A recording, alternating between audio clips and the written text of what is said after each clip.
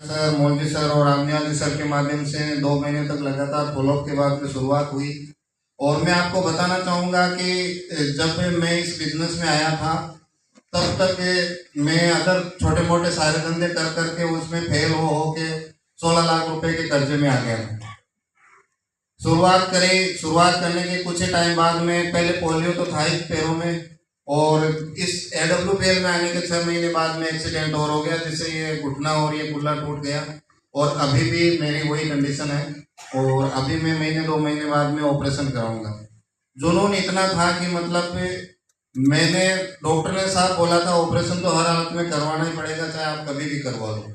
लेकिन मकसद एक ही था कि जैसे सर बोलते हैं ना कि सब काम रोक दो, टारगेट ठोक दो, ऐसे कुछ डायलॉग होते हैं। तो मेरा एक ही मकसद था कि डायमंड बन के ही ऑपरेशन कराऊंगा, तब पहले नहीं कराऊंगा। तो अभी मुझे गुरुजी की तरफ से परमिशन मिली है कि अब आप कुछ करवा सकते हो, तो अभी नेक्स्ट महीने में करवाऊंगा। इसके बाद में आपको मैं बताना चाहूँगा कि बहुत सारे लोगों के बहुत सारे बहाने होते हैं, छोटी छोटी बातों पे नेगेटिव भी होते हैं। आज एक लेग चलाने का बहाना, लीडर है, आपके सामने बात करने में कोई झिझक नहीं है। बहुत सारे लोगों को ये रोना होता है कि सर मेरी एक लेग नहीं चल रही, सीनियर मेरी एक लेग नहीं चल रहा। और मैं गुरुजी को धन्यवाद देना चाहूँगा कि इन्होंने मुझे दोनों लेग चलाने का मौका दिया, दोनों लेग अपने दम पर, दोनों साइड में। इसके बाद में आर्थिक संकट मैंने आपको बता ही दिया। ये हालत थी कि 16 लाख रुपए आदमी कर्जा चुकाए, ब्याज चुकाए, 32,000 तो ब्याज हो जाता हमारे राजस्थान में 16 लाख का मूल चुकाए, या मैं खुद का अपना खर्चा चलाऊं, घर में किसी का सपोर्ट नहीं, अकेला मैं सारी जिम्मेदारियां उठाते हुए ये काम किया।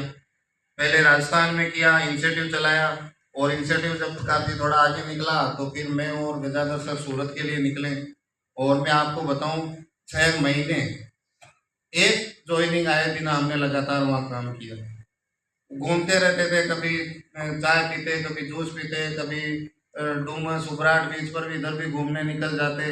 मतलब हम प्रोस्पेक्टिंग में लगे रहते हैं। और कई बार ऐसी तंगी आ जाती है कि मतलब अब तो मजबूरी है कि न पेट्रोल का है न शाम को खाने का है, तो फिर हम डेंटो बेचने भी निकलते हैं।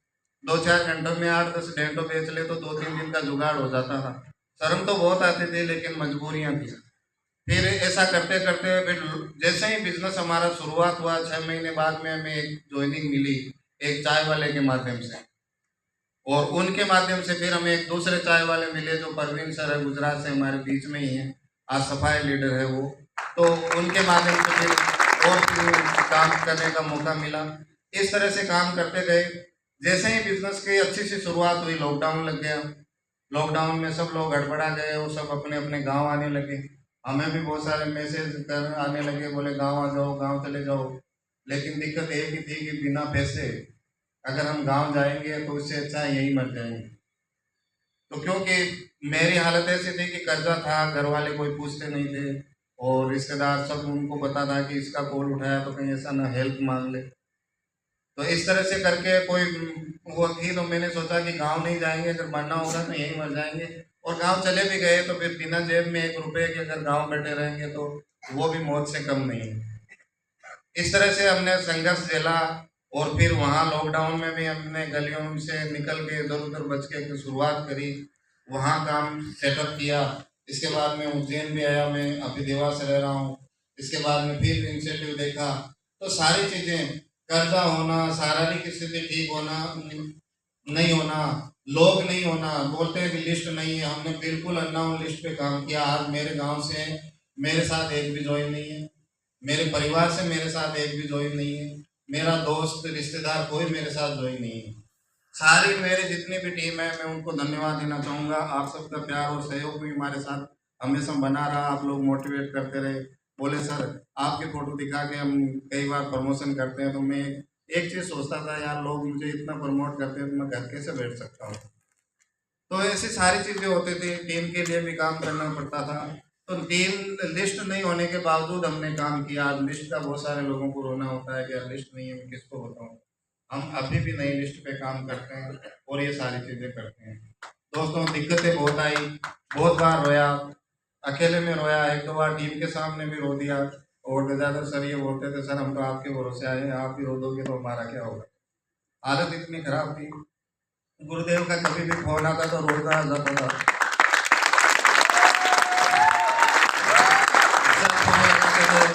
दयाल सर को, मोदी सर को बोलते थे, सोहन जी से मैं क्या बात करूं यार, जब भी बात करता हूँ वो तो रो देते हैं।